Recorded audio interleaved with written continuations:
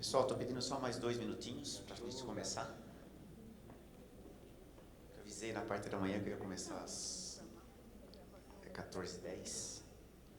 Enquanto isso, eu vou convidar aqui a professora Maristela para cantar uma música. Você que escolhe. Aqui fica nas 30.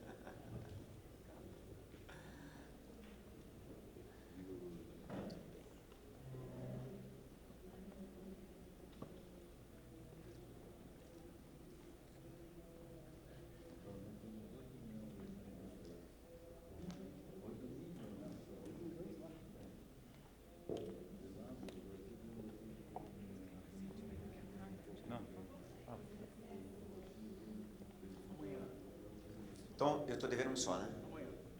Beleza. Por favor. Pessoal, boa tarde. Começar a nossa parte da tarde do seminário Sustentabilidade. Nós faremos as apresentações. No final das apresentações, fazer uma sessão de Q&A.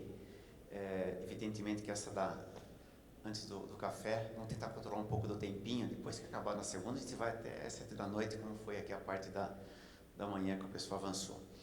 Bom, eu queria convidar o Gonzalo. O Gonzalo vai falar para nós sobre a agenda de descarbonização da indústria de cimento brasileira. Lembrando que o Brasil está na frente de todos os países em relação ao tema. Ele vai demonstrar isso para nós aqui hoje.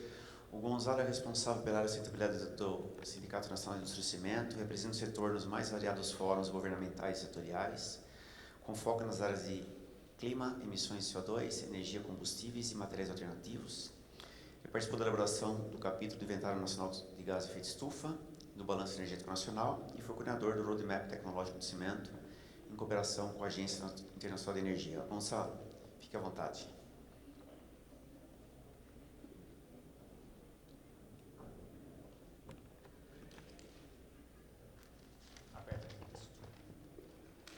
Obrigado, Massucato. Boa tarde a todos. Já está aqui. Bom, me convidaram para falar rapidamente para vocês sobre estratégia de descarbonização da indústria do cimento. A gente ouviu muito hoje cedo sobre essa agenda, essa preocupação do setor com o clima. Quando a gente olha numa agenda de sustentabilidade, que é o que o seminário trata, só se falou de CO2. Tá? Então, falar de CO2 acho que já é consenso. Agora vamos entender por que falar do cimento. Por que o cimento é tão importante quando a gente discute mudanças climáticas. Primeiramente, partir do pressuposto que o processo produtivo de cimento é intensivo em carbono. Para cada 1 tonelada de cimento produzido, a gente emite entre 0,5 a 0,8 toneladas de CO2. Tá? É o ponto de partida do nosso grande desafio. Não para ali. É uma agenda muito importante porque, além de sermos intensivos em CO2, somos um produto extremamente consumido no planeta. Tá? Muitos de nós sempre relacionam o cimento concreto com a moradia. E aqui fica muito ilustrativo, né? O cimento nada mais cedo que o componente básico do concreto, e o concreto, por sua vez, é o segundo material mais consumido no mundo, apenas perdendo para a água. E cimento concreto não são apenas moradias. É infraestrutura, é logística, é saneamento, são escolas, hospitais, esse prédio que a gente está hoje trocando experiências. Então, o cimento concreto fazem parte do nosso dia a dia. E por isso é tão produzido, tão demandado e tem uma função social tão importante. Então, quando a gente combina um processo produtivo intensivo em carbono e um produto altamente demandado, a gente se depara com esse cenário que a gente viu hoje de manhã, onde 7% de todas as emissões produzidas pelo homem advém da produção de cimento. Tá? Esse número foi menor. Há uns 15 anos atrás se falava em 5, depois se falava em 6, hoje estamos em 7, alguns estudos apontam 8. A verdade é que esse número está subindo. Somos o segundo maior emissor industrial, apenas atrás da siderurgia, e a maioria das projeções indicam que até a próxima década será o principal emissor industrial do planeta. De toda forma, no Brasil, a gente já vem fazendo esforços nessa agenda de descarbonizar a indústria. A nossa participação fica bem abaixo da média mundial, 2,3, para dizer exato, conforme o último inventário nacional de gases de efeito estufa. Claro que também tem parcela correspondente ao perfil de emissões, tá, brasileiras, onde 60% das emissões advém, infelizmente, do agro, tudo bem, mas principalmente de florestas, tá, do desmatamento, das queimadas florestais. De toda forma, vocês veem aqui o tamanho do desafio do setor. Quase 25% das emissões da indústria advém do cimento.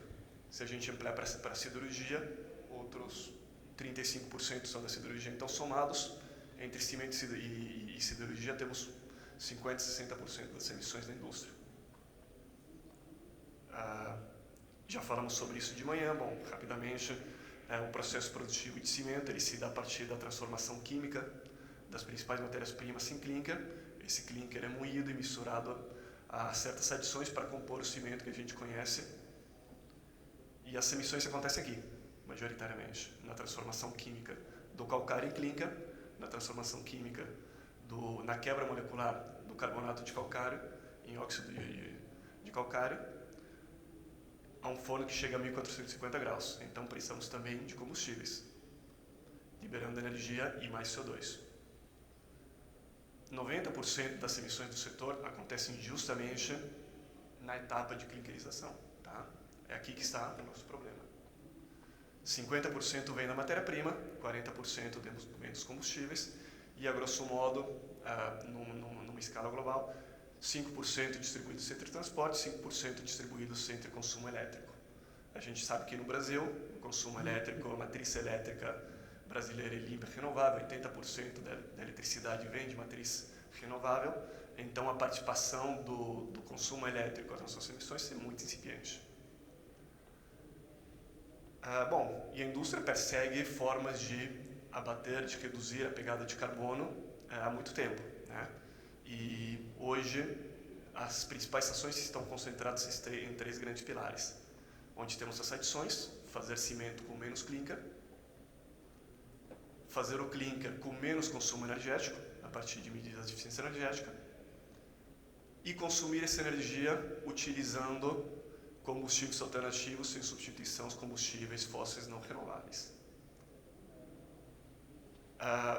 Essa temática é tão importante, ganhou tanta relevância na indústria, que há 20 anos atrás, os 10 maiores produtores de cimento do mundo se juntaram com o único e específico propósito de criar um instrumento de medição de CO2, uma plataforma que conseguisse discutir e estimular essa descarbonização da indústria.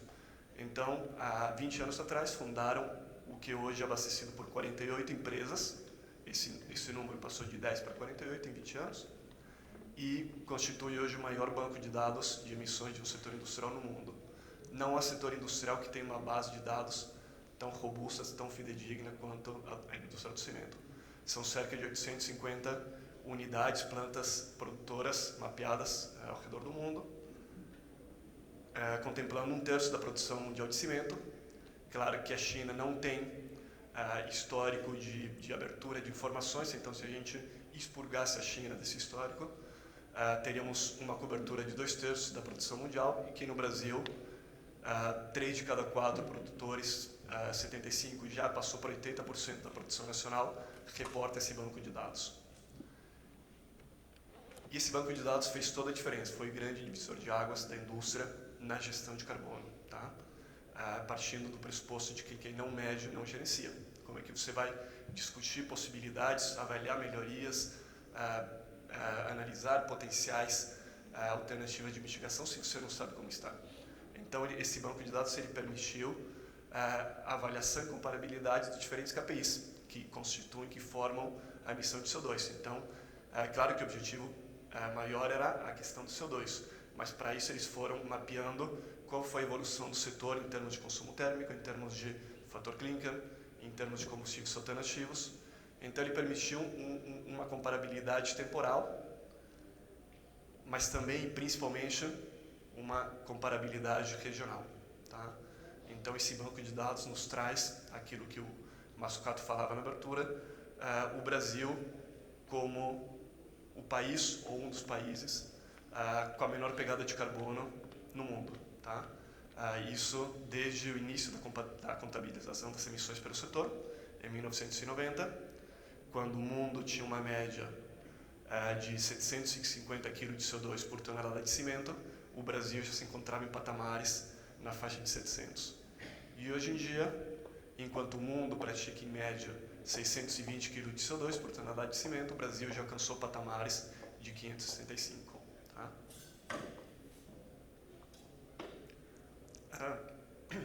Isso, claro, era um reconhecimento, né, dos esforços que a indústria vinha fazendo ao longo dos anos, das décadas, mas também criava um enorme desafio. Como é que a gente poderia continuar avançando nessa agenda, produzindo o cimento necessário ao desenvolvimento do país, e ao mesmo tempo buscando soluções para reduzir ainda mais a nossa pegada de carbono. Então, começamos a trabalhar em 2015 no que a gente chamou de Roadmap Tecnológico do Cimento, que não apenas fosse uma fotografia como é que a gente estava, mas que nos apontasse o caminho para onde a gente deveria chegar e como fazer para chegar lá. Tá? Nesse trabalho, a gente pegou aqui carona na experiência da própria IEA, Agência Internacional de Energia, que trabalhava com esse tipo de cenários há mais de uma década. E aqui a gente selecionou alguns roadmaps da IEA, que vão desde biomassas, energia fotovoltaica, energia hidrelétrica, energia eólica. Teve um primeiro roadmap para a indústria, que foi justamente o roadmap do cimento, numa abordagem global, em 2009. Teve uma edição específica para a indústria do cimento indiana. Teve uma revisão desse trabalho de 2009, atualizado em 2018. Isso, claro, traz reflexão que são cenários que eles vão se efetivando ou não, e eles convidam uma revisão normal do que aconteceu, o que não aconteceu, o que se tornou viável, e estamos no caminho certo ou temos que revisar alguma estratégia. E também houve uma parceria do próprio governo brasileiro, através do Ministério das Minas e Energia, com a IEA para a elaboração de roadmap sobre hidroeletricidade. Em 2015 começamos a trabalhar no nosso, que foi lançado finalmente em 2019. Foi um árduo trabalho de 5 anos de elaboração desse projeto, coordenação de ambas as entidades da indústria, teve a coordenação técnica do professor emérito e ex-ministro e cientista, dos cientistas mais reconhecidos do Brasil, o professor José Gondenberg.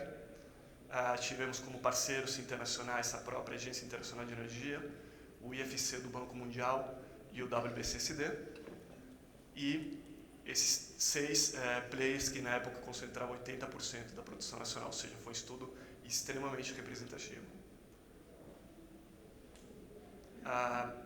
Nesses 5 anos de elaboração do projeto, a gente foi conquistando diferentes etapas.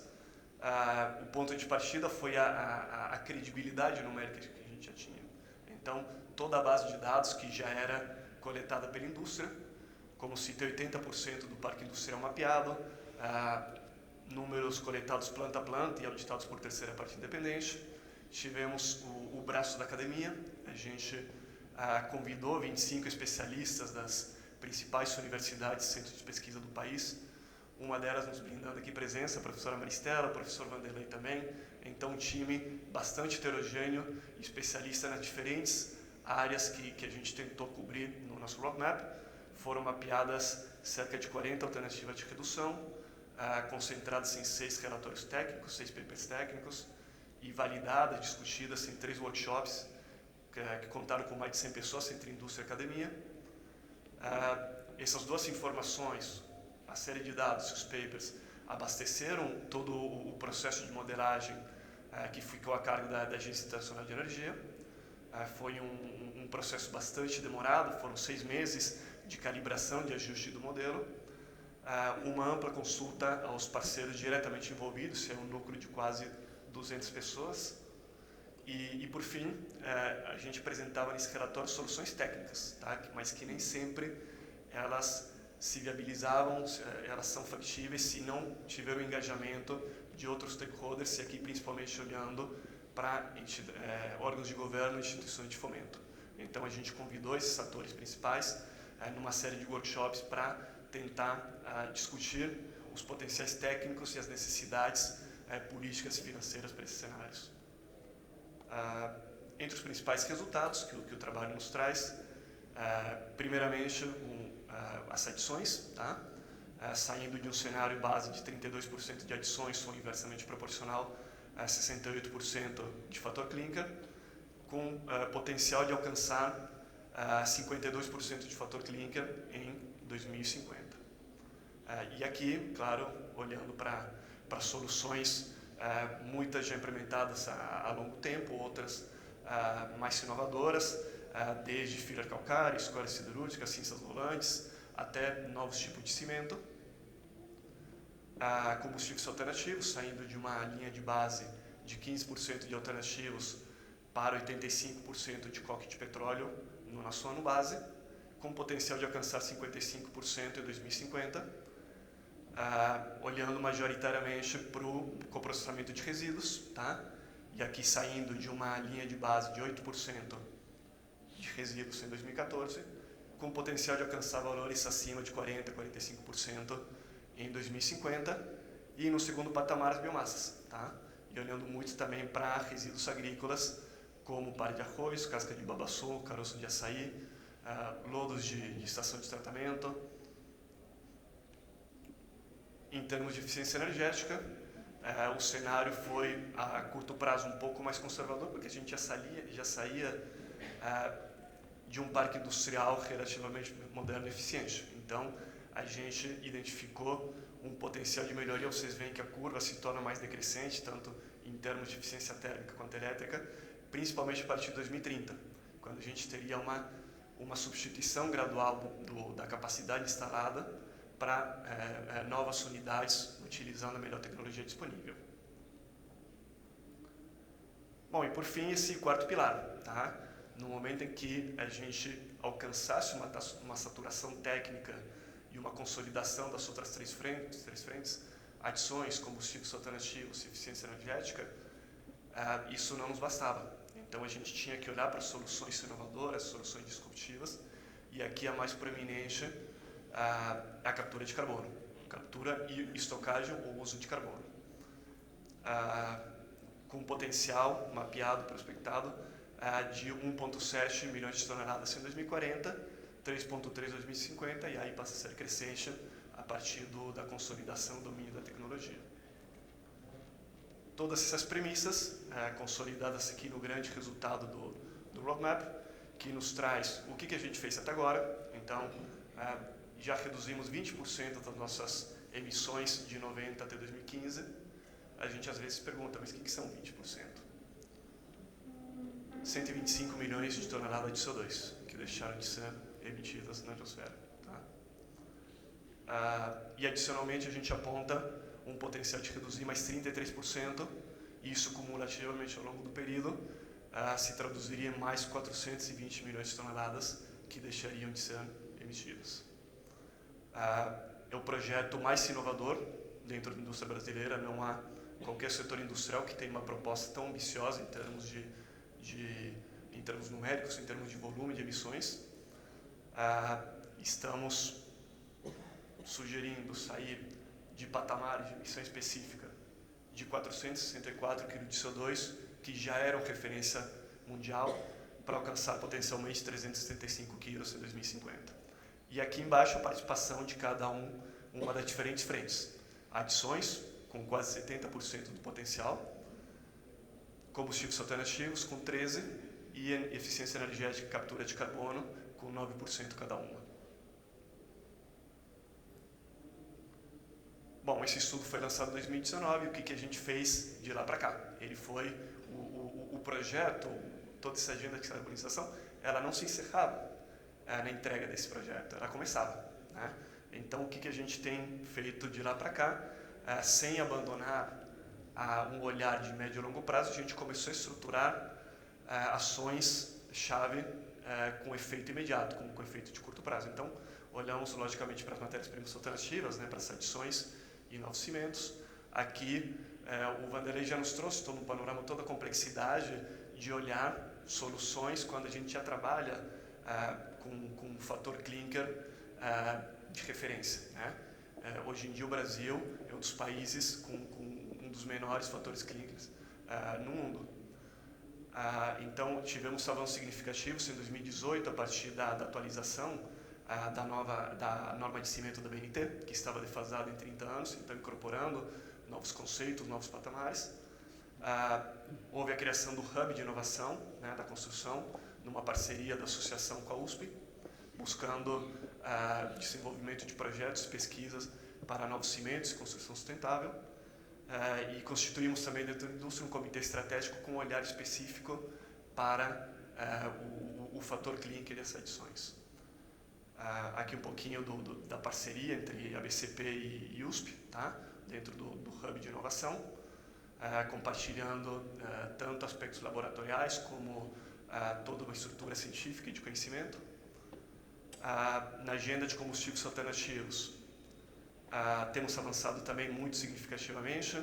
Aqui, quando a gente fala de combustíveis alternativos, quando a gente fala de coprocessamento, estamos falando do reaproveitamento térmico de resíduos de outras atividades, ao mesmo tempo que destruímos o passivo ambiental ocasionado por esses resíduos. Então, vamos desde resíduos industriais até resíduos agrícolas e, mais recentemente, resíduos urbanos. Tá? E aqui vocês veem como a atividade de coprocessamento está completamente inserida no conceito de economia circular. Então, o que é um passivo para outros setores pode ser um insumo para a gente, né? Então, vocês veem aqui que os setores já utilizam há muito tempo resíduos da indústria petroquímica, química, papel, papelão, pneus.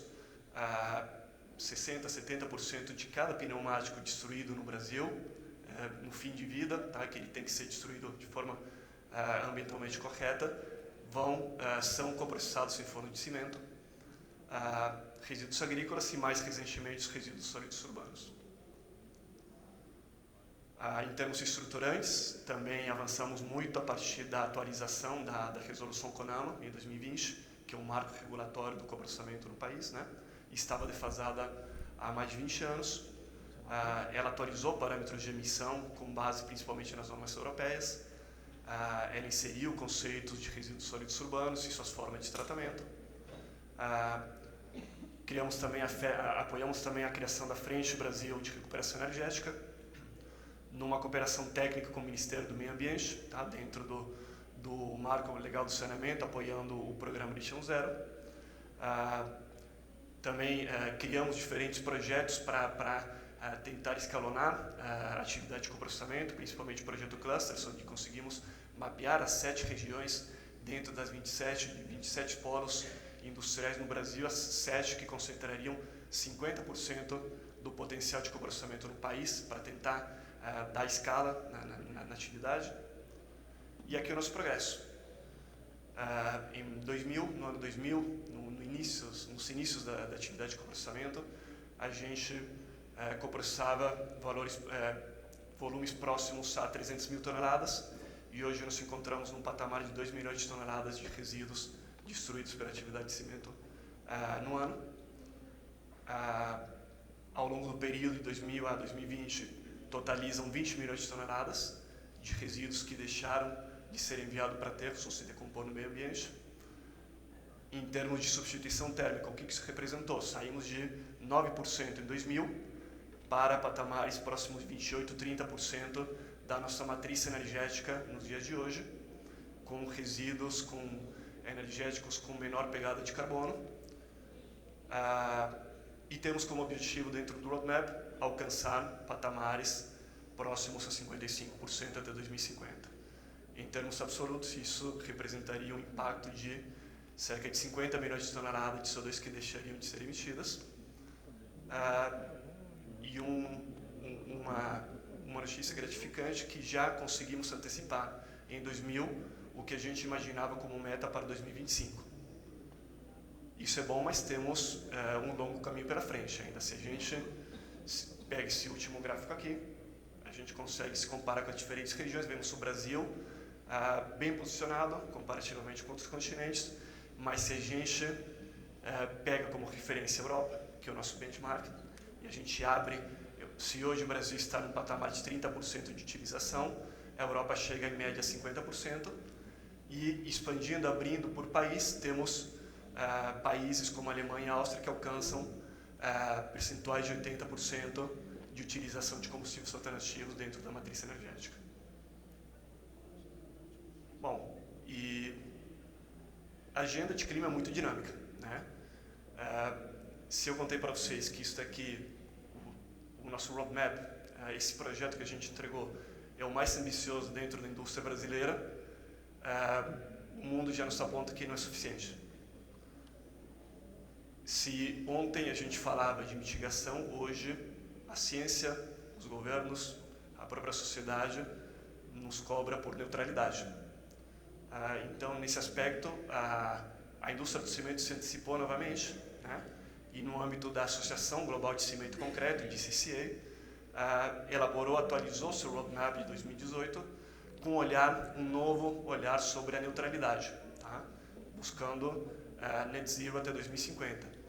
E como fazer isso? Tá? Se todos os roadmaps, toda a ciência dentro do cimento apontava limitações, apontava que era super desafiador a gente conseguir alcançar patamares abaixo de 350 a 370 kg de CO2 por tonelada de cimento. Então, veio a abordagem de ciclo de vida. Veio a abordagem de olhar não apenas para o processo produtivo do produto, mas para o uso do produto. Então, esse roadmap traz ampliação de escopo olhando para a cadeia do concreto e da construção, o que eles chamam de 5C.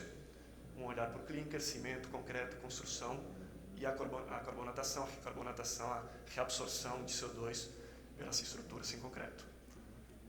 Foi um compromisso global apresentado na COP26, ano passado, e foi o primeiro setor industrial a apresentar um compromisso de neutralidade em escala global dentro do Programa Leite Subsídio da ONU. Tá? A partir desse ano, a CCA convidou inúmeros países a atualizarem seus roadmaps para um olhar sobre neutralidade, e o Brasil foi um dos candidatos, sendo os 5 países escolhidos para esse desafio de atualizar o seu roadmap de mitigação para um olhar de neutralidade. O desafio é grande, aqui o resultado do roadmap global, tá?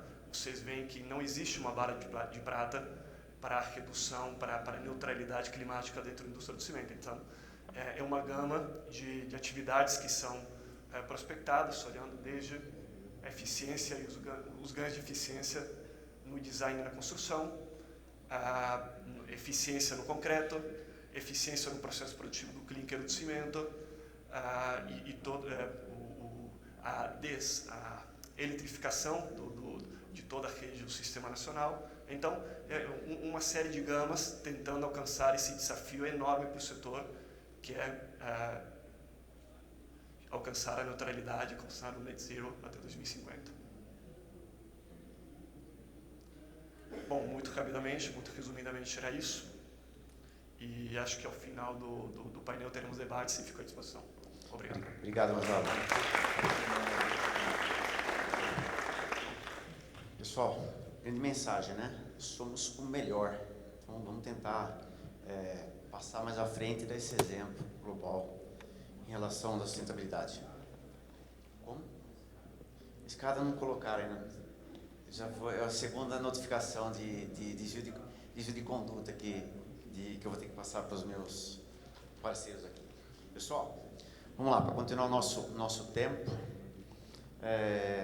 Agora vamos ter uma apresentação do professor Ricardo Bento, avaliação do ciclo de vida das estruturas de concreto armado. O professor Ricardo Bento, ele é mestre em habitação, planejamento e tecnologia pelo IPT, é doutor em ciências pela USP de São Carlos, professor do Departamento de Arquitetura e Urbanismo da PUC de Campinas.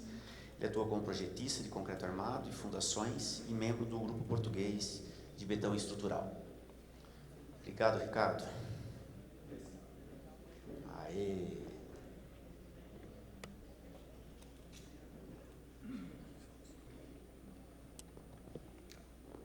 Bom, boa tarde a todos. Obrigado, Mascato. vim dar uma colocação minha aqui, certo, como todos, com números também, né? Mas uma visão meio não, né? Bem de dinheiro de estrutura, de cálculo. Uma visão do engenheiro do interior também. Eu sou de Poços de Caldas, do sul de Minas. O interior é muito importante, existimos, muita construção. Tá? Aqui só para começar. Isso aí são as fases do ciclo de vida de estrutura de concreto armado. Não sei se dá para enxergar razoavelmente, que é do FIB, né? FIB Boletim 71. E como o próprio professor Vanderlei John falou, imaginar um engenheiro de estruturas fazer isso chega a ser quase uma loucura, né? Aliás, falar em ACV para a maioria hoje, que é a avaliação do ciclo de vida. Então, baseado nisso, na época do meu doutorado, fizemos um estudo. Opa, deu um errinho ali, um S ali, não sei porquê, mas enfim. Que informações que o engenheiro de estruturas quer? Ao menos que a gente trabalha. Falo como eu e meus colegas que eu conheço, né? E nós somos as construtoras, né? Nos pressionam quanto a isso. Basicamente, 3 informações com um reflexo: consumo de concreto por metro quadrado, consumo de aço por metro quadrado, ou metro cúbico, também é o caso, e o consumo de formas, que vai se refletir, obviamente, nos custos, que o S pulou ali, não sei porquê, nos custos. Esse é o alvo. Né? Nós temos sempre um alvo a buscar. Acredito que a maioria que faz projeto estrutural tem aqueles valores clássicos de tantos quilos por metro quadrado, e assim vai. Isso não mudou, né? E acho que nem vai mudar tão cedo. O que foi feito, então? Fizemos uma análise na época, utilizando da unidade funcional do edifício, o edifício padrão, padrão R8, conforme a ABNT 12721, que eu ainda sugiro para um banco de dados, uma discussão futura. Eu faço parte do CT também, como Açucato, talvez uma classificação para nós fazermos os edifícios, para ter os nossos bancos de dados. É uma sugestão ainda a ser discutida. Tá?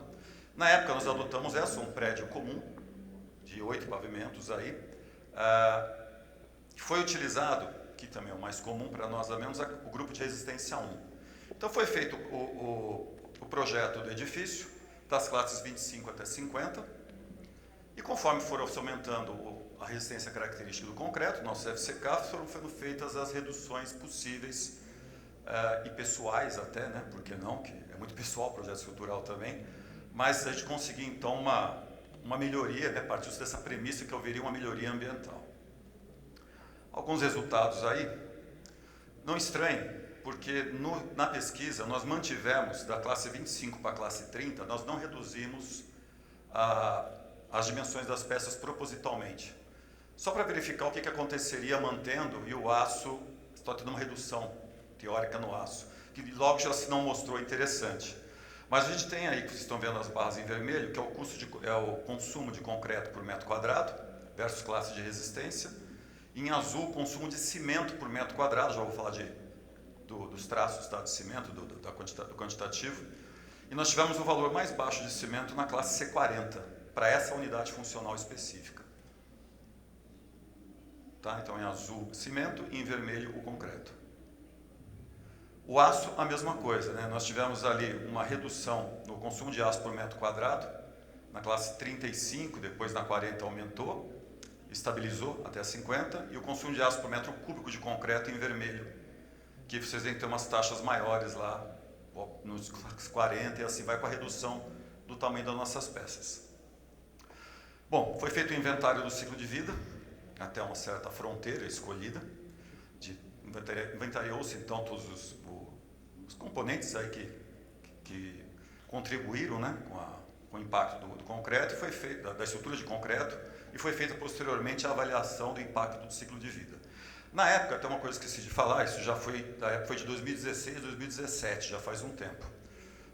Então nós utilizamos, até hoje nós vamos ter aqui o nosso software, né, sendo aí lançado, né, pelo menos apresentado, né, lançado já foi, mas foi utilizado o GAB, né, que é um software, então, que esse GAB software, aqui tem algumas empresas que utilizam ele no mundo inteiro para justamente fazer avaliações de ACV. Utilizamos ele, e para fazer essa avaliação do impacto do ciclo de vida, foi adotado o método de caracterização do EDIP 97 ainda.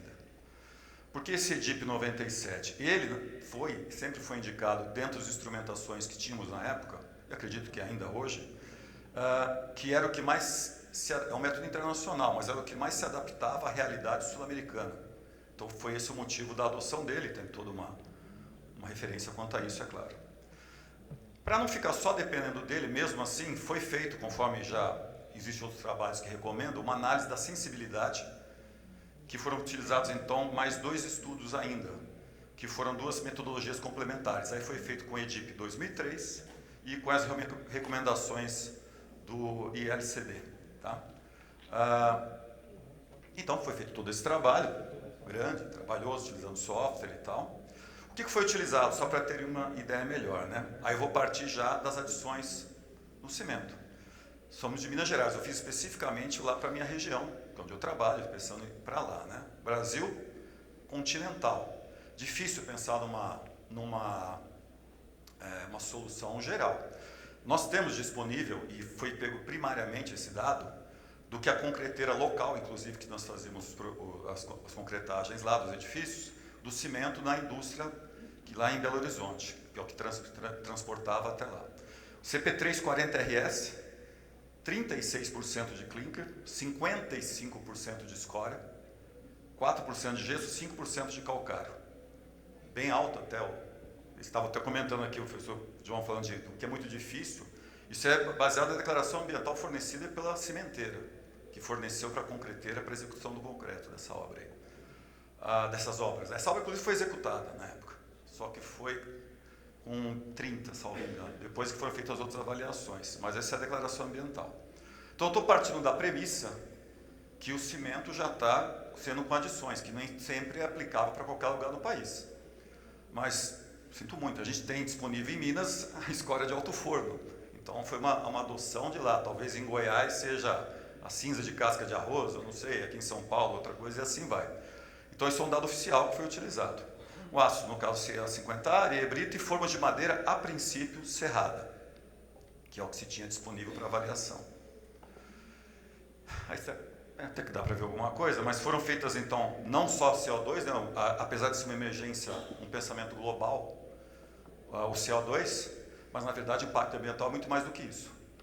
Consumo de recursos naturais, renováveis, não renováveis, consumos energéticos, e vários outros aí, camada de ozônio. Então foram avaliadas 12 categorias de potencial de impacto ambiental, 4 de consumo de recursos e 1 de geração de resíduos. Então resultou em 17 verificações no EDIP 97 para essa edificação.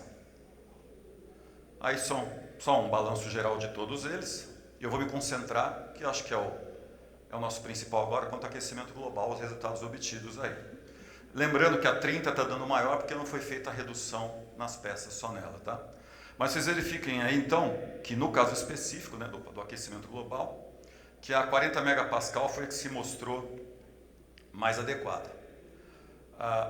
Mais favorável, né, com impacto menor, um potencial de impacto ambiental quanto a quilos de CO2 equivalente.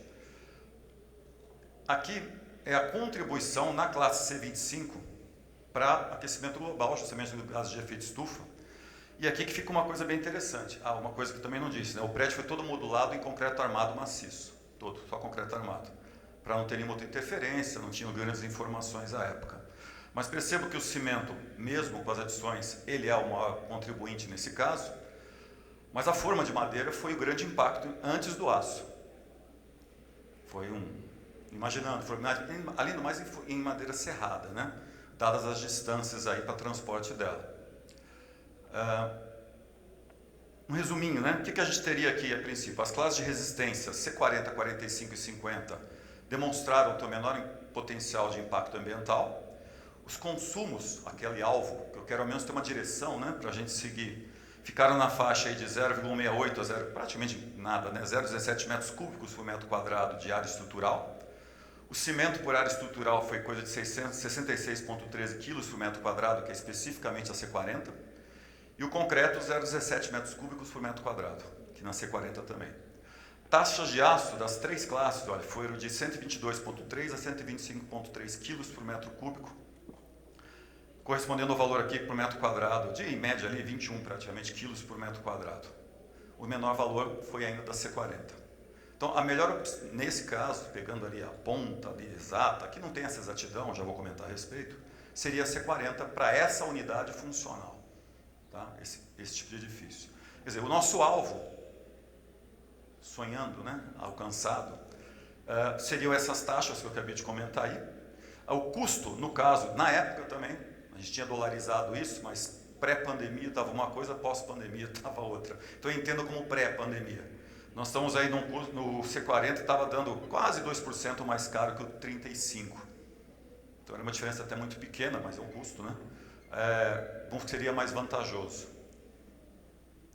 Agora, por que o C40 se destacou como mais vantajoso e não outras classes de resistência até superiores? Porque há um limite, né? Nós temos um limite de redução do tamanho de peças.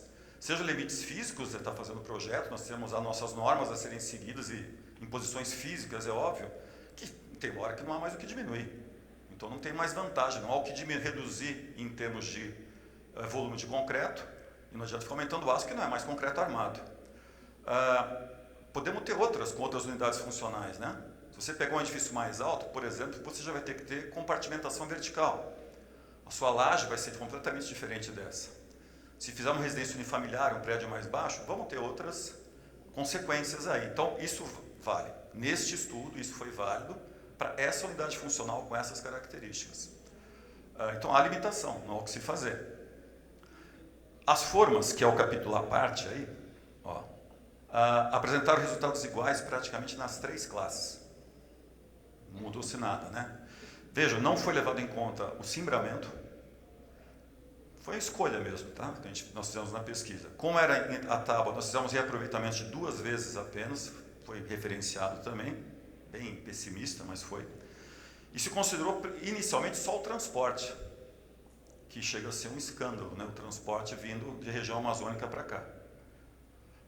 Algumas observações. Consumo de água utilizado para limpeza de... Isso é dado primário, viu? Só para limpeza de caminhão e equipamento pela concreteira, é a mesma quantidade de água utilizada por metro cúbico de concreto em seu traço.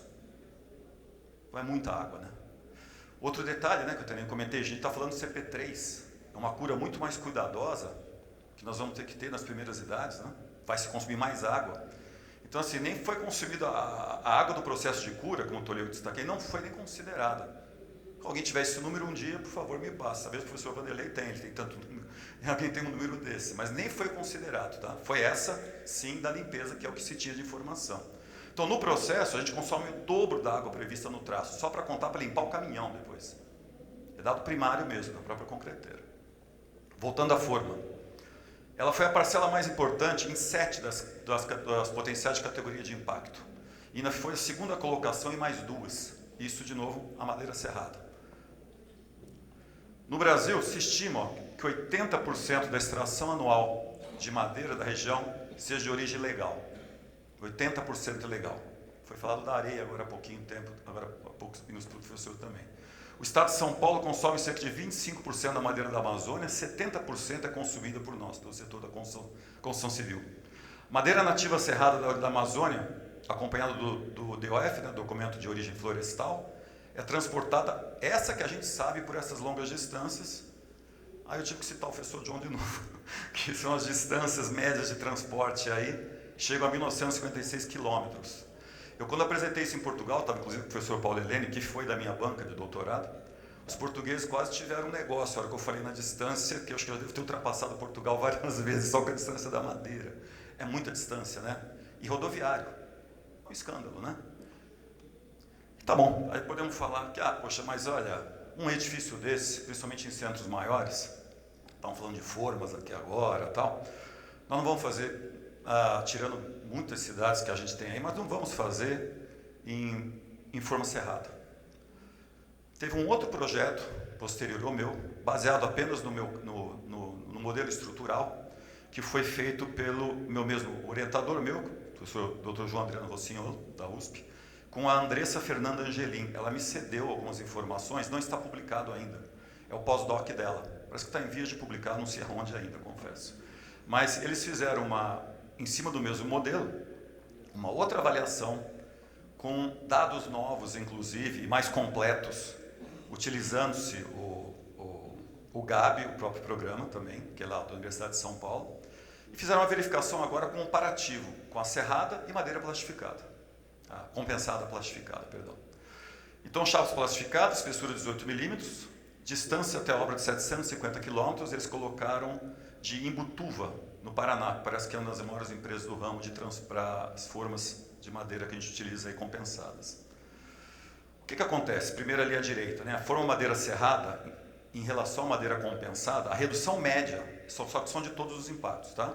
Foi de 80% nos potenciais de impacto. Então, claro que a serrada é um escândalo. Agora, veja, podia se falar, pô, mas o outro trabalho ele estava pegando o edifício, mas a gente estava comentando agora mesmo, que 60% do nosso cimento é ensacado. Nossas construções de residência, edifícios baixos, são todas em madeira serrada. A minha cidade é. Eu tenho casa projetada lá agora, grande, 1.500 metros, madeira serrada.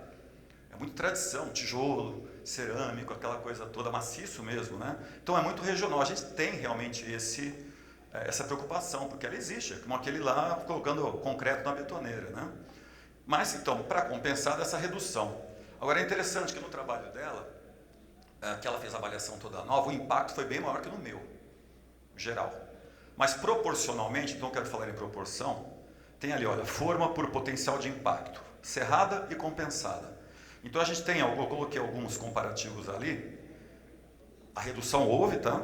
Em relação ao outro, só que você tem a serrada, a proporção que você tem no potencial de impacto, ela está ali, acidificação 74%, compensada 35%. Aquecimento global, curiosamente, 24% era contribuição na serrada e 33% na compensada, no trabalho que ela encontrou dela. E no resto tudo foi reduzido. Mas no geral reduziu, né? No cômputo geral reduziu. Só no aquecimento global, porque, poxa, mas como é que a compensada está dando isso? Bom, a distância é longa também, é grande, né? E você tem outros impactos, né? Energia, a própria cola, e assim vai. Não é tão simples como a gente pode pensar. Então, a forma de madeira, eu coloquei alguns dados aqui. O uso de madeira serrada é desvantajoso, de qualquer maneira, fatalmente, quando comparado à madeira compensada. Independente do tipo de forma de madeira, o transporte rodoviário é um dos pontos mais críticos que nós temos. Aí é um problema de infraestrutura nossa, né? E aí uma observação, não sei, já é uma divagação, né? Em uma construção em geral, as lajes representam mais de 1/3 da área de forma de um pavimento. Sistemas que otimizem essas formas, ou as dispensem, acho que seria uma boa alternativa. Estou falando do cimento que se resolvendo, estamos vendo que por que usar essas formas ainda? De novo, poxa, mas eu moro lá em São Paulo, eu moro no Rio, Belo Horizonte, Porto Alegre, grandes obras, prédios de 30, 40 andares. Tá, não se resume a isso no nosso país, né? Nós temos muita obra a ser contemplada. Então, talvez uma coisa muito comum até, nem para todos isso seria. Então, acho que sim, a forma, por que eu estou falando da forma da laje? Porque de pilares e vigas é um pouco mais difícil isso acontecer, né? Nas lajes é uma coisa mais simples, com sistemas mais industrializados. Vamos observações finais, né? Primeiro, nem todos concordam, já vi outros trabalhos em outros congressos, já cheguei a apresentar o início desse trabalho lá em Gramado, no Ibracom, até na época, no Cobracom, né? Eu vejo como nós, como engenheiros de estruturas, tem que ser feita uma avaliação holística da estrutura. Não tem como verificar, mas eu não vejo isso muito viável, eu já vi trabalhos assim, verificar o impacto dos pilares, o impacto da laje. Porque quando uma estrutura está funcionando, se você tirar de um lado, o outro lado tem que compensar, a gente sabe a transferência de tensões. Eu vejo da seguinte maneira, como se fosse minha mão. Eu não posso analisar o comportamento do meu polegar sem o resto da mão ou do meu indicador. Isso aqui funciona em conjunto. É uma opinião. Eu não vejo como fazer essa separação, essa análise diferenciada. Estou falando em superestrutura, fundações é outra conversa. Tá? Foi analisada a superestrutura. Então, eu vejo como tem que ser holisticamente. As classes C45, C40, 45, 50 se mostraram mostraram os melhores resultados mesmo. Então, a gente ter esse aumento da resistência, obviamente, para reduzir o tamanho das nossas peças, o volume de concreto. Eu coloquei ali mais ou menos a faixa de concreto que eu estou encontrando e a de aço também por metro quadrado, como um alvo também. Formas de madeira compensada, aí não serrada, também tem ali um valor, mas, de novo, eu repito que eu acho que deveria se abandonar mesmo, pelo menos nas lajes. E, por último, eu também estou entendendo dessa maneira com o nível de informações que nós temos. Eu acho que a abordagem atual eu estou vendo isso tudo, a parte sustentável, o impacto, como uma variável aleatória contínua. Muito difícil a gente falar agora em valores, como eu acabei de colocar, puxa, 0,168 a 0,17, não estou dizendo que eu acredito nisso. Também, eu estou falando, o professor Vanderlei, ele é muito incisivo, ainda falou, pode ser que esteja tudo errado isso aqui, né, no que ele falou. Eu acho que a gente tem que trabalhar com intervalos, com o atual conhecimento que nós temos. Então é contínua, é uma variável, assim como o FCK do concreto. Por que nós não podemos ter, com mais estudos, com banco de dados, nós temos lá a tabela lá nossa foi comentado também, das nossas classes de agressividade ambiental 1, 2, 3, 4. Por que a gente não pode ter alguma que abarque um certo, que seja ampla, mas algum local para a gente podermos nos direcionar? De novo, você tem que colocar isso na cabeça. Eu estou falando para o cara que está lá no interior de São Paulo, de Minas, do Sergipe, eu não sei onde que ele está, que ele precisa de um número. Eu não estou preocupado com a exatidão no momento. Eu acho que assim, quantitativamente, muito difícil agora. Qualitativamente, a gente pode chegar a algum lugar. O professor Fábio falou, o professor John falou aqui, poxa, vamos, o que você pode fazer agora? Eu acho que agora a gente pode fazer isso, pelo menos. Podia fazer já, junto com a Associação Brasileira de Engenharia e Consultoria Estrutural, com os calculistas. Não estou dizendo esse número, óbvio, né? Mas você pegar um levantamento geral, a gente fazer isso. Já também falaram, mas é muito difícil de fazer. Pô, se fosse fácil, não precisava de engenheiro. Ainda bem que temos nós para fazer isso. Por que não fazer o nosso banco de dados com um certo padrão? Eu sei que não é exato, claro que não é. Como não é também os nossos quesitos de durabilidade, que inclusive são interpretativos. Uma sugestão está sendo discutida no CT, mal estamos começando os trabalhos, é com o professor Massucato. Eu devo ter esquecido alguma coisa, e agora não volta, tinha muito obrigado ali, mas tem algum lugar. É isso. Tá já? Obrigado, Ricardo. Pessoal, vamos dar sequência, respeitando os princípios da segurança, entrando pela escada. Bom, pessoal, eu não sou o Alexandre Jordão. Quem conhece o Jordão, ele é igual o Brito da Votorantim, somos totalmente diferentes. Vou tocar o microfone, ok? Bem parecido. E quando você monta um seminário desse pós-pandemia, as coisas vão acontecendo, nem sempre tudo é controlado. Por exemplo, o Eric vindo para o Brasil, identificou o Covid, o jornal foi para a China, para o nosso projeto lá na China, e com esse lockdown que tem na China lá, também não conseguiu nem por videoconferência, mas é um projeto que eu estou desenvolvendo com ele, então acho que eu consigo vou fazer um esforço aqui para passar um pouquinho para vocês a questão do nióbio. Bom, eu sou, não é ruim falar da gente, né? Eu sou Carlos Massucato. Eu sou mestre em engenharia pela Unicamp, sou diretor de Bracon faz um bom tempinho, coordeno o CT 101, Comitê de Sustentabilidade do Concreto, junto com o professor Vanderlei e com o IBCP, sou membro do comitê gestor do HUBIC e sou consultor da CBMM. Bom, vamos lá. Nosso bate-papo é o nióbio como uma solução sustentável para a construção civil. Acho que começa a inovação por aí, né? Como uma empresa, uma mineradora, mexe com o setor siderúrgico, contrata o engenheiro civil para mexer com concreto no negócio deles. Tem uma parte de inovação, mas é um movimento, uma mudança no mercado, como já foi falado. As empresas começaram a enxergar um pouco mais para fora do portão. Vamos passar um pouco dentro do nosso caso. Quando nós falamos do nióbio, os alunos e alguns professores me ligam, Massucato, eu quero fazer um concreto com nióbio. Pessoal, vamos tentar dar um esclarecimento aqui, não se faz concreto com nióbio.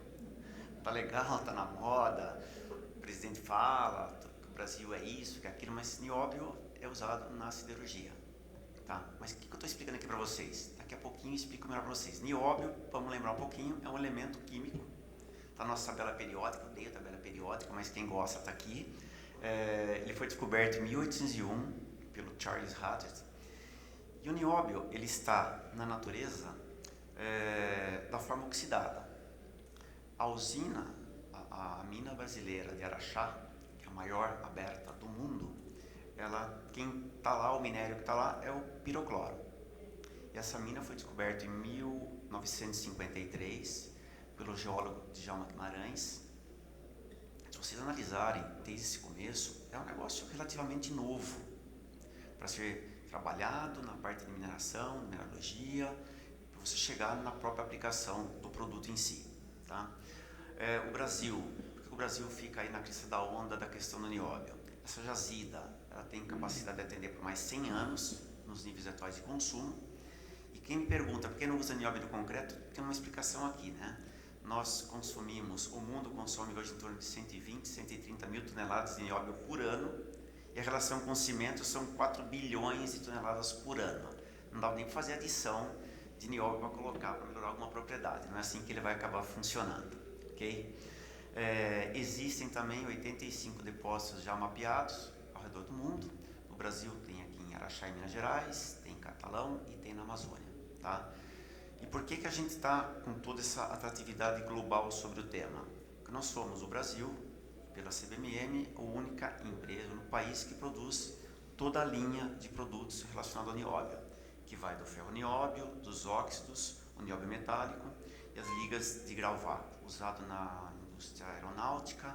O que vai para a siderurgia é o ferro-nióbio, ok?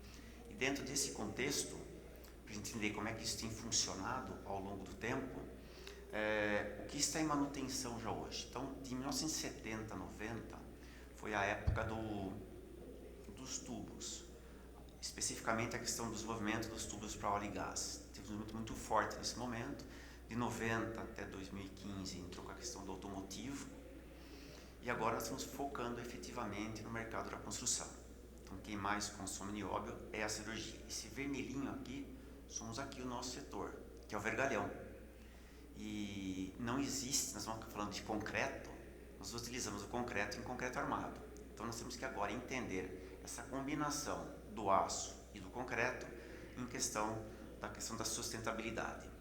Evidentemente que toda essa relevância que tem dado hoje para as baterias ainda tem boa parte da fase de pesquisas, e a questão do mercado da cirurgia para os longos está numa fase de implementação em massa dos seus produtos em si. Bom, como é que isso funciona? É a última slide da questão técnica. Para mim, não estou interessado se é aço com nióbio, tem produto com nióbio. Não, pessoal. A lógica aqui é nós pensarmos em materiais com maior desempenho, produtos de high performance, tá? E como é que isso funciona? O nióbio ele promove o refinamento de grãos e, na sequência, em alguns casos, o endurecimento por precipitação. É tão pouco que se coloca numa tonelada de aço 200, 250 gramas, e você consegue, dentro desse processo da siderurgia, de uma forma bem simples, você consegue fazer um aumento de 100 a 150 megapascal na resistência do aço em si. Então, você faz uma transformação muito legal. Então, a gente estuda aqui no nosso processo um paralelo assim, bem ruim, mas eu vou acabar falando, de um packing numa formulação de concreto, e o nióbio faz um processo quase parecidinho dentro da estrutura do aço em si. E aí nós temos a redução do peso, a melhor conformabilidade, é mais seguro, e o foco no vergalhão para os nossos produtos. Essa é um pouco da lógica do nióbio. E por que eu trago agora para você a discussão da questão do impacto ambiental? Acho que agora essa que é o cerne da nossa discussão. Já falamos de monte aqui, né, pessoal? Os valores estão crescendo. Precisa ser feito alguma coisa. Nós não sabemos de fato o que nós vamos fazer ainda, mas estamos aqui provocando, estamos estudando para sair em algum lugar.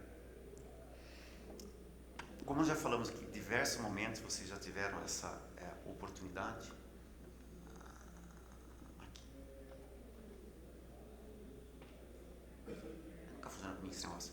Bom, dentro do cimento e do aço, que faz parte do nosso concreto armado em si, as emissões do cimento hoje, os últimos dados, são em torno de 6,5% e do aço 7%. Quando ele já explicou esse modelo, porque há uma diferença de quem emite. A questão do aço está mais focado com a questão da energia, e o cimento relacionado ao nosso processo em si. Então nós temos que criar uma resposta para o uso ecoeficiente ou racional da questão do nosso querido concreto dentro de estruturas. A gente não combinou, mas acaba repetindo as mesmas imagens. Essa é a questão. Se vocês olharem, por que eu quis provocar com essa imagem de novo aqui dentro?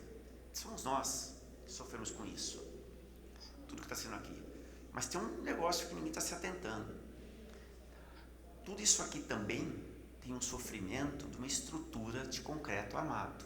Ela sofre com gelo, com calor, com seca, com enchente, ou seja, temos que garantir uma maior robustez, uma resiliência para as nossas estruturas. Tirando todo o efeito da questão do clima, dos grandes movimentos ambientais que nós temos que enfrentar, na minha opinião, já estamos enfrentando, temos isso, tá? Que nós fazemos de errado com as nossas estruturas. A manutenção, a modificação dos materiais, essa é a consequência. Essa consequência, você perdeu um viaduto desse, qual vai ser a nova rota do transporte, sem discutir aqui as questões das mortes, das vidas que foram perdidas. Então, há uma questão relacionada ao meio ambiente, mas há uma mudança do nosso mindset de como trabalhar com as questões da sustentabilidade, utilizando produtos de alta performance. Para isso, eu compreendo com os dois principais conceitos, vou começar pelo primeiro, do Material Efficiency, ou seja, temos que colocar hoje na nossa consciência que temos que fazer mais com menos. Isso significa mais cimento com menos clinker, mais concreto com menos cimento e mais obras com menos concreto. Acho que não há mais dúvida esse nosso compromisso que não, fazer um produtinho mais ou menos, vou vender mais. Não é esse o racional. As indústrias não falam isso e não estão pensando dessa forma. Isso é um pouco da nossa mudança, do nosso mindset. Eu gosto muito desse gráfico do Julian Walwood. Eu estive com ele, tive a oportunidade de estar com ele no ano passado. Fiz uma provocação interessante, mas para vocês terem consciência, pessoal, 55% do aço produzido vai para a construção. Não sei se vocês têm a sensibilidade desse valor. Então, vê todo o impacto do cimento. O cimento que se faz vai tudo para a construção. E 55% do aço, o resto vai para automotivo e para as outras frentes. Isso é um número relevante. Lembramos das emissões que eu acabei de falar agora. Cimento e aço tem umas emissões relativamente importantes dentro do nosso contexto. Esse é o roadmap do aço. A estrutura está tão combinada, está todo mundo tão alinhado, que eles estão dizendo para as siderurgias, estão passando a mensagem da seguinte forma, que dentro do cenário para 2020 para 50, a melhor estratégia de mitigação é o que eles estão chamando do Material Efficiency.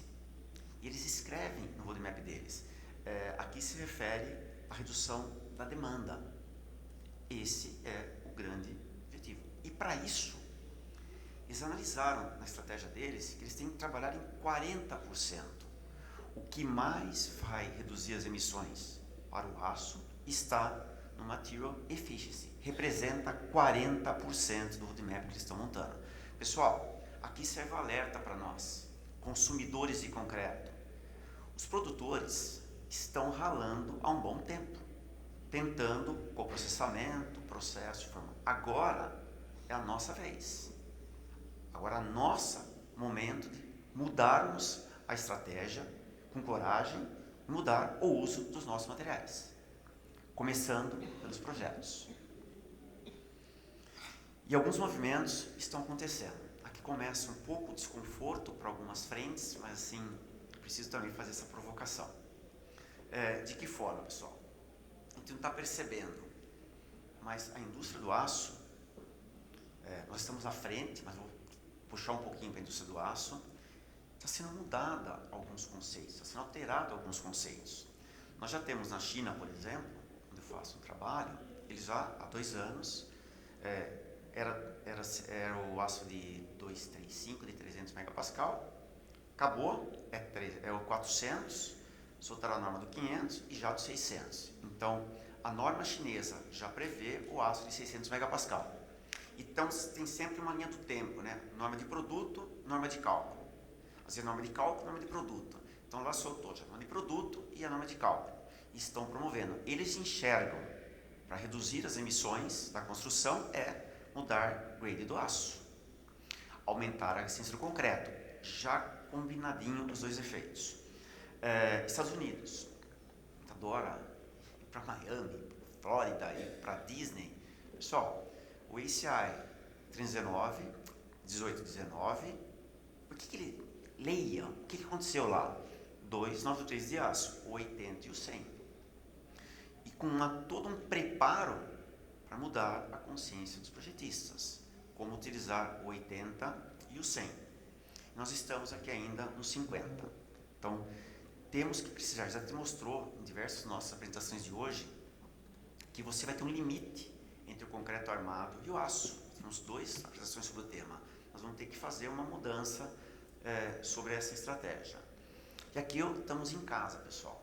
Tudo bem que algumas capitais produzem concreto de 80, 90, 100, mas o país é um continente. E o mundo não é diferente. Essa é a média da resistência, média do concreto global, relacionado pela European Ready Mix Concrete Organization. Eu já combinei com os dados da China, porque a China não são dados disponíveis assim, é assim mesmo, ou seja, 63% do concreto produzido está entre 25 e 35 megapascal. 15% apenas entre 35 e 45 megapascal. Então está muito claro que esse equilíbrio de aumento da resistência com aço vai ter que acontecer para se começar um processo da desmaterialização, que eu quero entrar um pouquinho na sequência. Então, qual a lógica? Eu entendo que aumentar a resistência do aço e do concreto vai dar uma solução sustentável, gerando menos CO2. Não tenho dúvidas e vou tentar detalhar isso um pouco mais na questão das estruturas. Então, esse é o conceito. Eu forço muito esse conceito porque acho que a descarbonização a gente relaciona muito mais com tirar o CO2 da estrutura.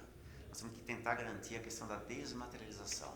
Eu gosto dessa palavra, acho que ela encaixa melhor no nosso processo. E de novo, o Aoud, ele coloca nos seus artigos que nós podemos e que nós devemos fazer. Tem que ser rápido. Tem que ser rápido. Ou seja, assim, da mesma forma que o Marco colocou na parte da manhã cedo, não temos muito tempo para isso. Eu pensava que, quando comecei a mexer isso aqui faz um bom tempinho atrás, 2050, sei lá, né? Eu me toquei agora, cara, eu vou estar vivo. E pior, eu tenho filhos, né? Que sacanagem, né? Preciso deixar alguma coisa que eles possam conviver de uma forma legal com a natureza. Então agora eu estou tentando acelerar o máximo possível, porque eu quero garantir mais os meus próximos 30 anos de uma forma saudável. E já foi colocado dessa mesma forma esse processo. Eu gosto muito desse slide.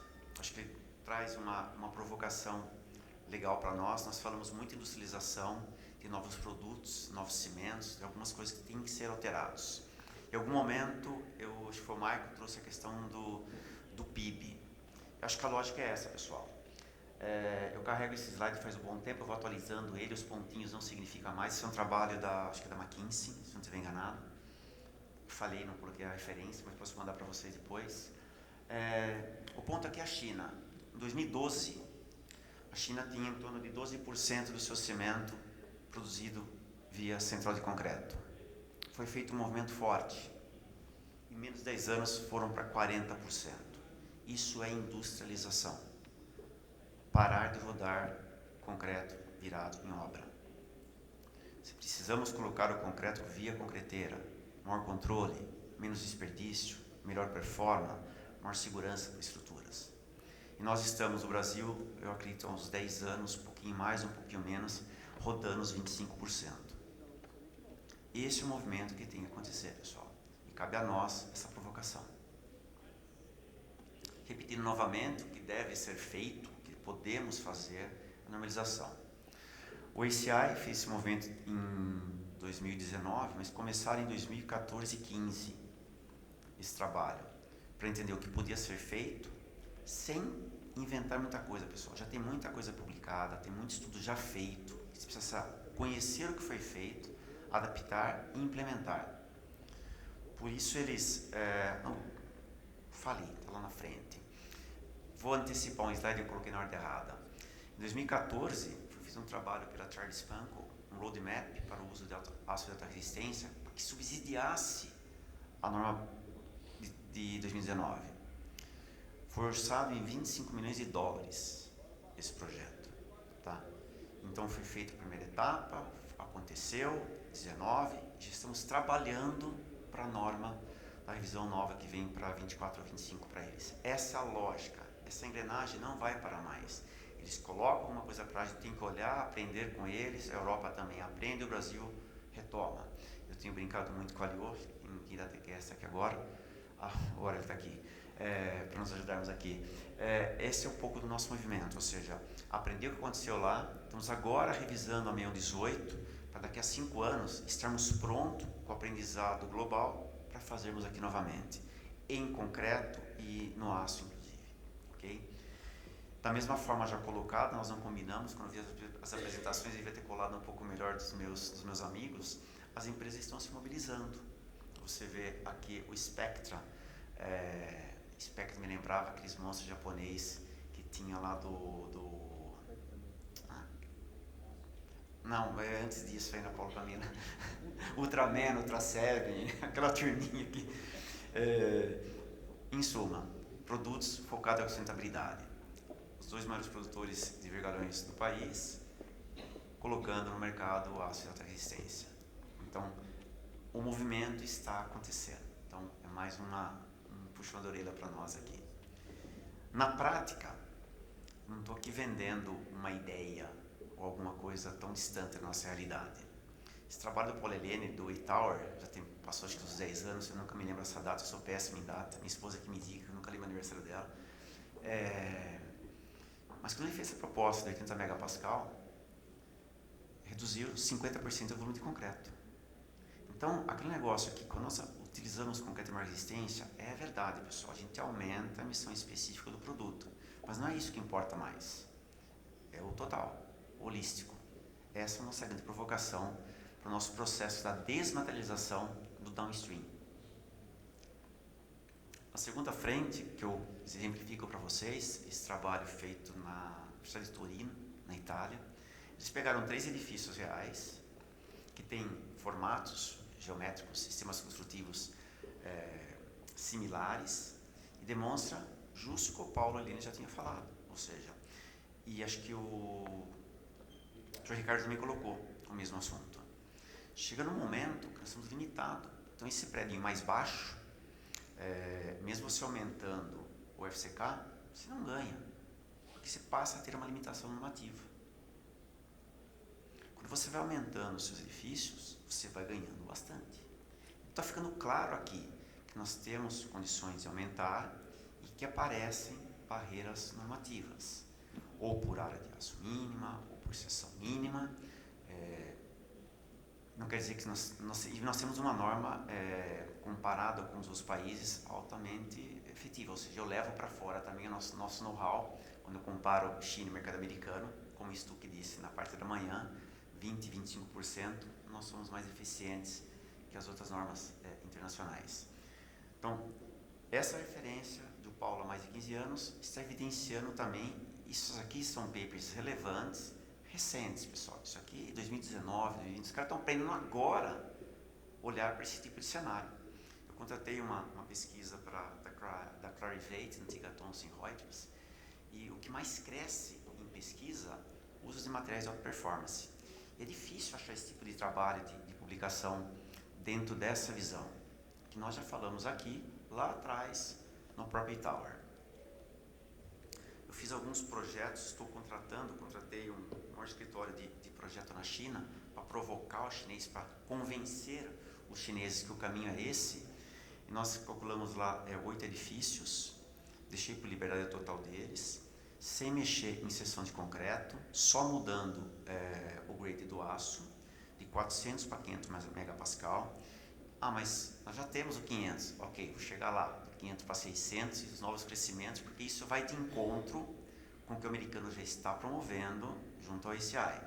Dá para nós reduzirmos aqui de 3,4% a 4,8% para as estruturas, e lembrando que a China, a maior consumo, a tipologia dominante são as paredes de concreto, tá? Se bem que a parede de concreto chinesa, ela tem 25 de espessura, é uma outra lógica, por questão dos efeitos sísmicos, e as estruturas do frame structures você consegue fazer de 6,8%, 6,6% a 8,5%, e a mesma coisa para as fundações. Acho que a mensagem importante aqui, pessoal, é o seguinte: o ganho da sustentabilidade, não pensamos que vai ser assim, alguém vai chegar aqui e vai assim, está aqui 30%. Não. Sustentabilidade são pequenas frações de 1, 2, 1,5. Vamos ter que somar pouquinho por pouquinho para fazer um pocão. Essa que é a lógica. Então não vai sair algo mágico. Vai ser uma somatória dos nossos esforços para fazer algo relevante para a questão ambiental. Da mesma forma, um trabalho no Brasil, porque eu faço o quê, pessoal? Eu estudo aqui, testo aqui e vou convencer os chineses da nossa lógica, e tem indo bem. Da mesma forma, cálculos do Brasil chegam em ganhos de 13% na mudança do grade do aço. Tá? Para frame e da mesma proporção do 500 para 600. Aqui tem ganhos relevantes para serem trabalhados. Tudo bem, isso aqui é de uma premissa, de uma série de premissas que nós adotamos. Vai ter que ser feito algumas análises ainda. Mas por que eu estou confiante dentro dessa premissa?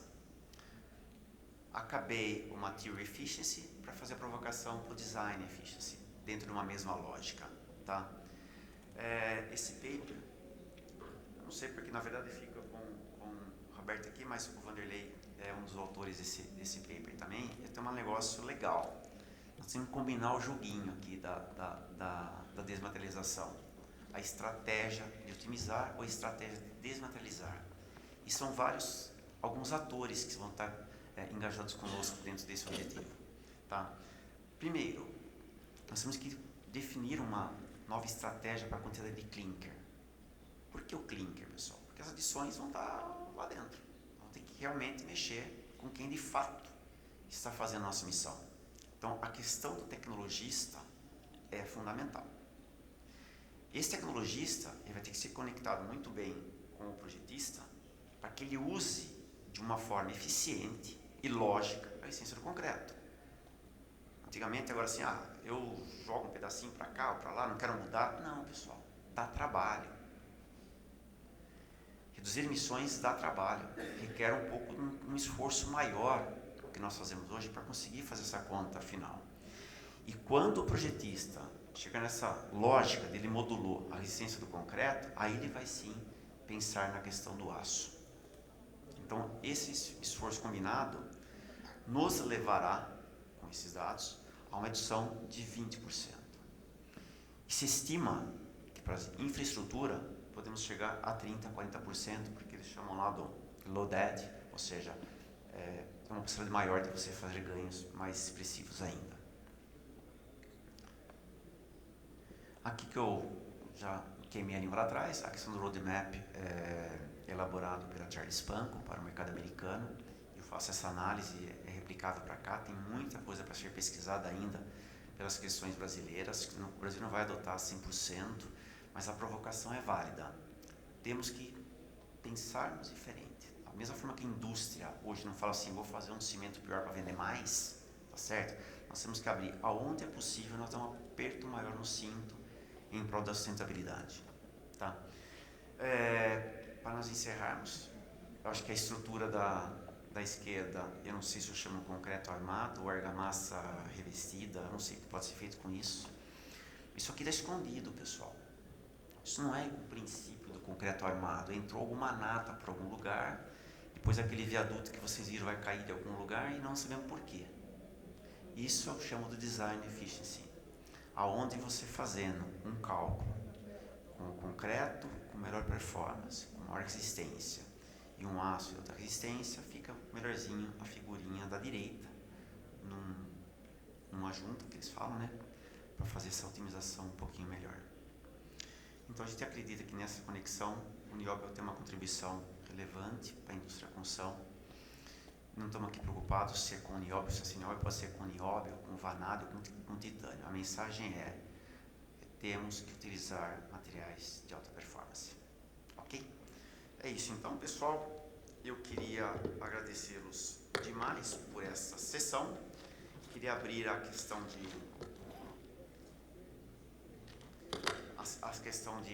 do bate-papo, das palestras, do Q&A. Eu quero pedir a ajuda do pessoal da portaria.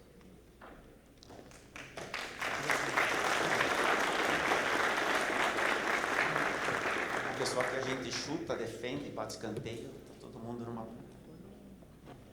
O microfone.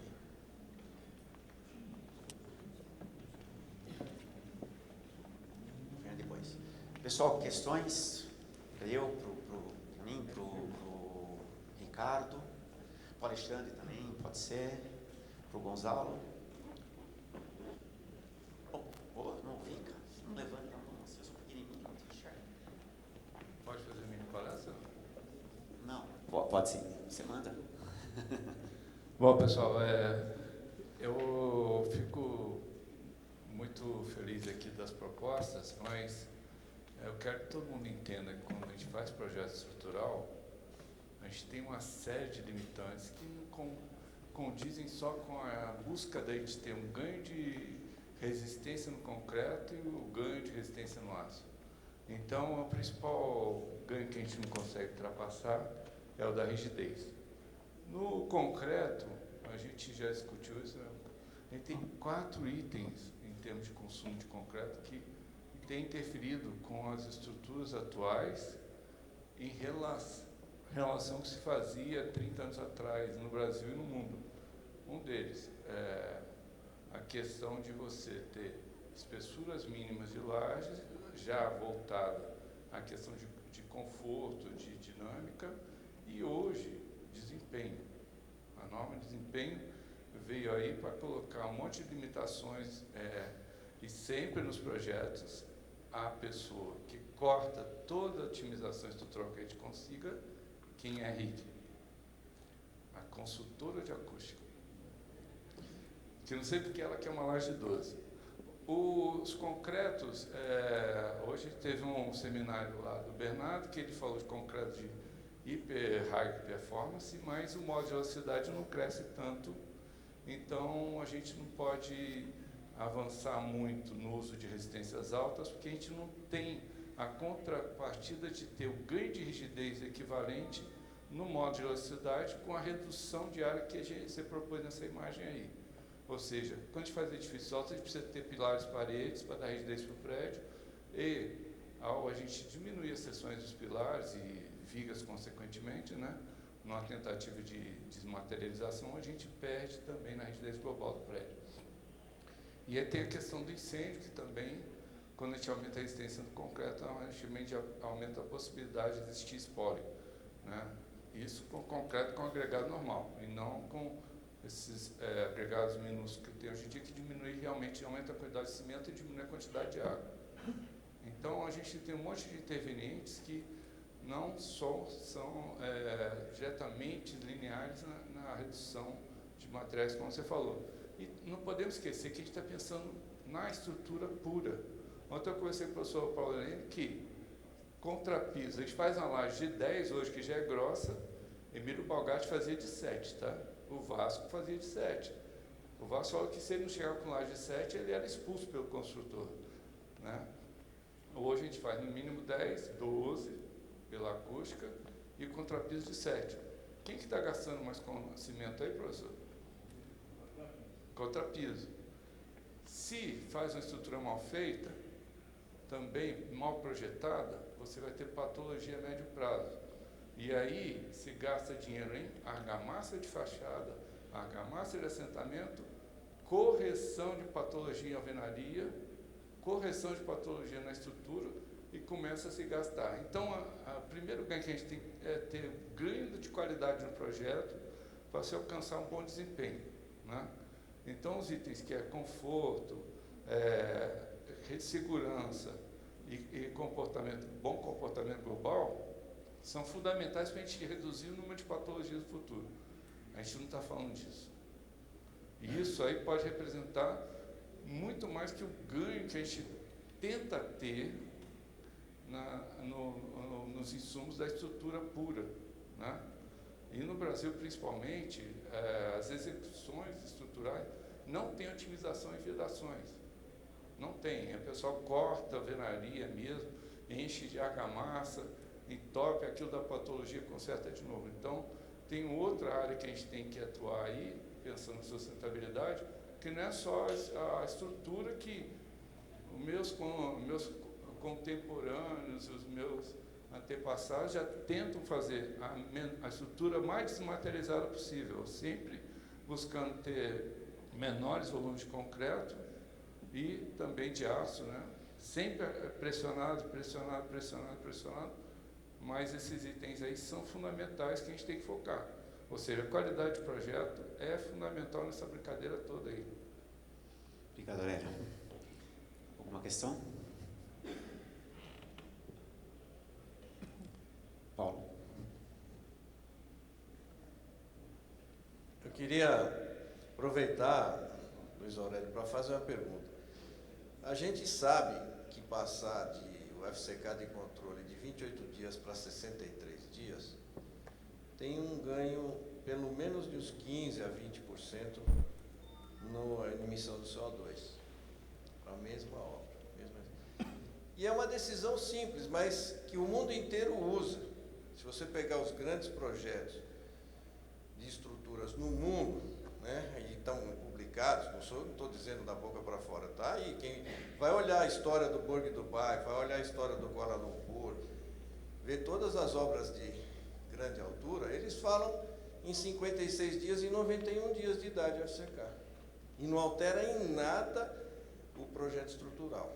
Então eu pergunto, por que isso tem tanta resistência aqui no Brasil? Ô, professor, é que toda a teoria que a gente desenvolve de dimensionamento é aos 28 dias, né? Então, a gente teria que mudar o resto das formulações também. Acho que esse é o efeito básico ali. É a mesma coisa de a gente usar o ACA70, que também a gente tem um monte de limitações de... a gente já, não falamos aqui, mas a gente já tem um grupo começando a estudar incipientemente lá o que a gente poderia fazer em termos normativos para a CA70. Todo mundo está fazendo isso, o Luiz Felipe está aí também, mas a gente vai ter limitações de cisaramento. No caso dos pilares, num prédio de 30 pavimentos, 2/3 dos andares estão com armadura mínima nos pilares. Então, a gente vai ter um ganho. Hoje em dia, a gente já projeta escalonando a resistência, né? E outra coisa, outro item que a gente tem, professor, aqui hoje, por exemplo, lá em São Paulo, o concreto 50 MPa é muito mais caro do que o 35, 40 e 45. Então, eu tenho procurado projetar nessa faixa, entre 35 e 45. Não sei por que é muito mais caro o 50. Tá? Outra coisa que acontece, aí vai a pergunta para a cadeia de fornecimento de concreto, o Henrique está aqui para comprovar, que o pessoal fala que se usar o modularidade de norma, o concreto tem que ser muito mais caro. Toda vez que tem uma negociação, o cara da construtora liga para a gente e vai falar, você aceita esse módulo? Eu já trabalho nos meus projetos com modularidade 15% mais baixo. Então, mas o cara tem direito à réplica? Lógico.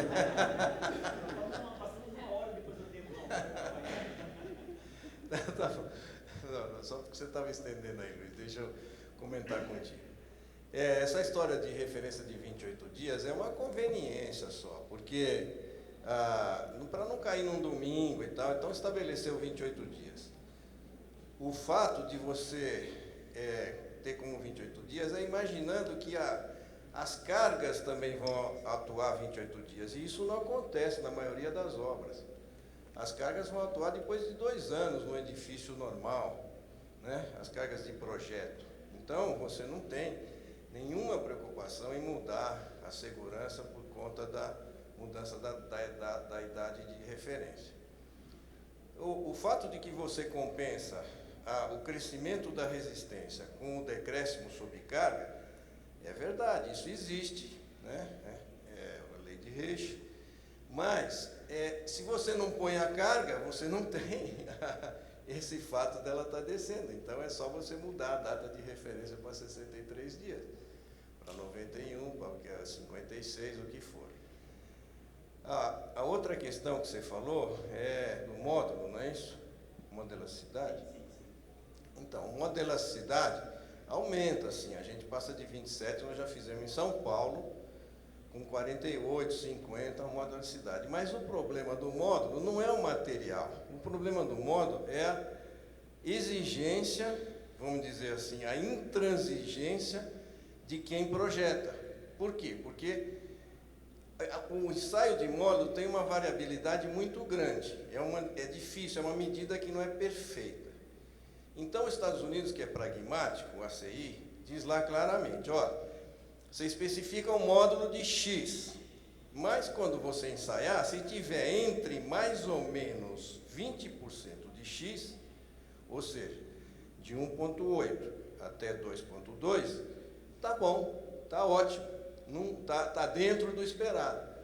Aqui, infelizmente, por exemplo, o módulo está especificado 32, dá 31, o projetista já cria um desgaste com a construtora, você entendeu?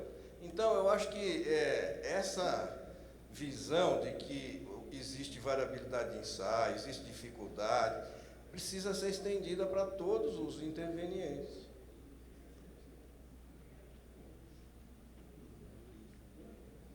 Vamos? Por favor. Você quer replicar?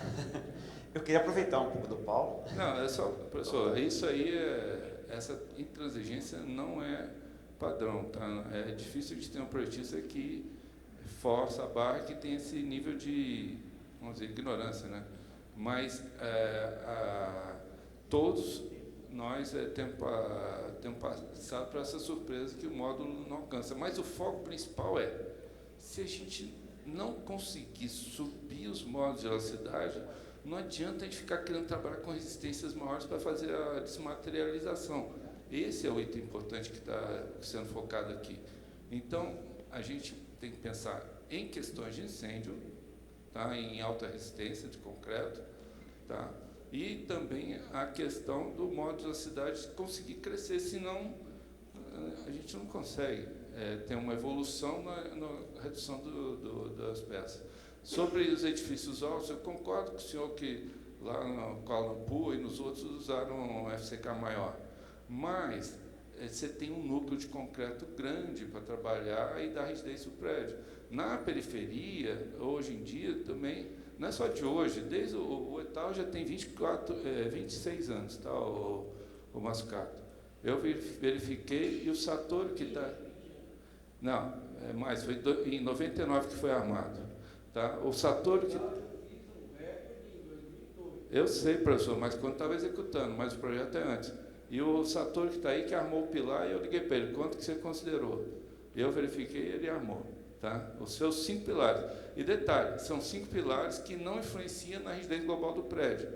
Tem o núcleo rígido e são pilares que ficam no perímetro do terreno, que a redução da seção deles era importante para melhorar a passagem da rampa. Mas não é generalizado. Agora, por exemplo, tem os prédios que os pilares redondos são resistência maior e por conta, principalmente, da exigência dos arquitetos. Mas o núcleozão está lá para compensar, né, a rigidez. Só queria, assim, nós estamos preocupados com o módulo da cidade lá na Poli, e a gente desenvolveu uma técnica de medir módulo de agregado, e até de areia, e até de filler. Hoje nós conseguimos medir, não da rocha-mãe, mas do grão de agregado, dá para selecionar. Tá? Então, dá para controlar o módulo de agregado, que era uma coisa fora de controle até esse momento. E a gente faz isso, o paper está validado e tal, foi feito com o pessoal de Illinois Urbana-Champaign, um negócio sério. E a gente também está... e aí, quando eu vario, na verdade, a resistência mecânica, eu estou variando o módulo da pasta somente.